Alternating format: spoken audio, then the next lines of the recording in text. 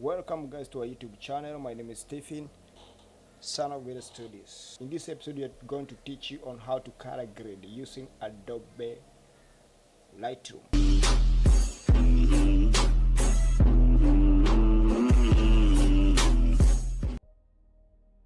We taught you how to use Lightroom for beginners, and if you have not checked this tutorial, check it in link below. Now today we are going to edit this photo here, and this photo is an image that I took in our studio. I chose this photo because it has a bit of areas that we need to correct in lighting and colors. We have this young man here with a dark skin tone, and this young lady here with at least a brighter skin tone. So the first thing to do is as usual to go to the basic corrections, and here we are going to check our exposure and our contrast and our white balance. You can check your white balance using this eyedropper tool, but just like editing it manually, so I just wanted to increase a bit of temperature, and also because this photo is much red, I want to reduce my tint a little bit. So the next thing I'm going to do, I'm going to check my tone, and here I want to increase our exposure a bit, and then I want to reduce a bit of contrast.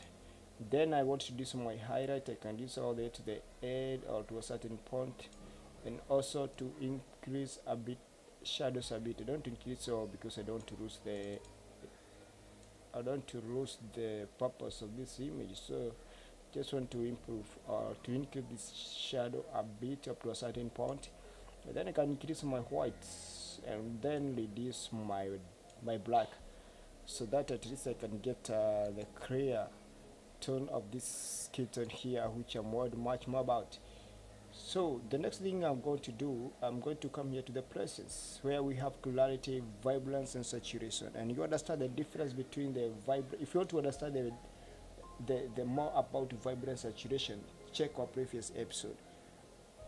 Just to mention, saturation is bring up all the colors in your image, while vibrance is bring up all the colors of your image while protecting skin tone up to a certain point. So here we are just going to use our vibrance because I don't want to touch this color here because of different of I want to protect the skin tone because you have different skin tone here.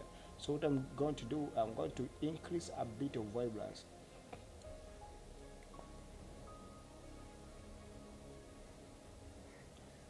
Good.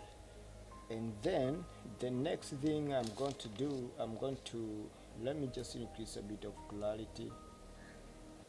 Good.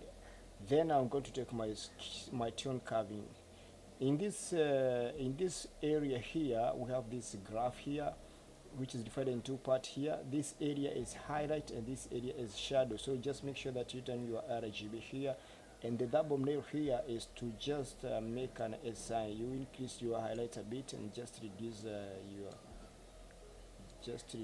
your shadows a bit, just a little bit. So next thing we are going to do is to edit our color here, and the one thing I like about this place here, I don't like to use the hue saturation tab here because I don't edit my hue and saturation in a different manner. I just want to select this color because I'm targeting a specific color here, and one of the color we are targeting here is red. So what you're going to do, we are going to select the red. I don't want to do a bit of red here, but I like it look a much more color here, so I just want to reduce a bit of the color. And here I'm going to, again, if you want to learn more about hue and saturation and luminance, check our previous episode. But just to mention, hue is the actual amount of the color, while saturation is the amount of the color for the particular color, while luminance is the brightness of the color. So here what I'm going to do, I'm going to take this red and just reduce a bit of saturation. Good, until it looks a bit warmer. Thank you. So the next thing here I'm going to look, because just want to this color here, I will just use a bit of orange to balance this color between the eye and the face here. I'm just going to increase a bit of saturation here, just a little bit, up to positive 3 is much cool. Then I'm going to look this color of this wall here.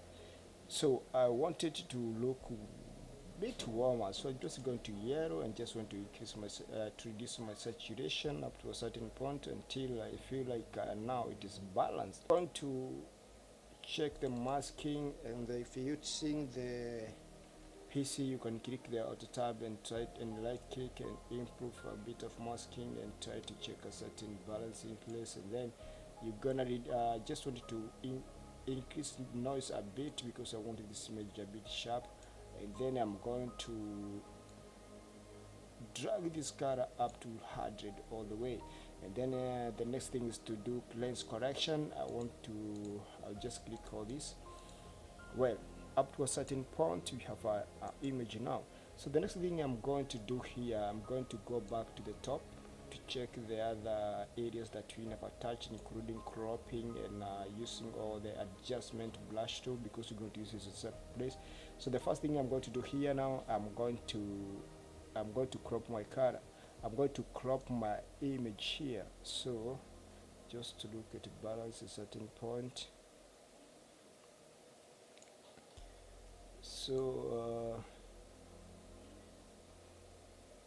well, just a bit, because just to remove that kind of stuff. Then when you're done, you're gonna click done. So the next thing you can see here is that there is a bit of a dark at this point. So what can we do to remove this dark so that at least we can balance between this heart here, the face, and this part here? So you're going to use this adjustment brush tool. The thing you do, you just click effect to reset any setting in previous editing, and then you can come here and do a bit. You can drag this to reduce amount of brush, the size of the brush, and then you're going to paste a bit here, and then we go back to our exposure, try to add a bit of exposure so that we don't have to till we get a certain point. Let me zoom a bit. Well, we just have to keep brushing here. Well, once we are done, you're gonna click done. Well, this is the image that we have right now. Just to increase a bit of shadow here. Now that is our just reset and check our history. So this is the first image we had, this is the last image you have achieved. This is our first one, and this is the last image you are able to achieve. Thank you very much for watching.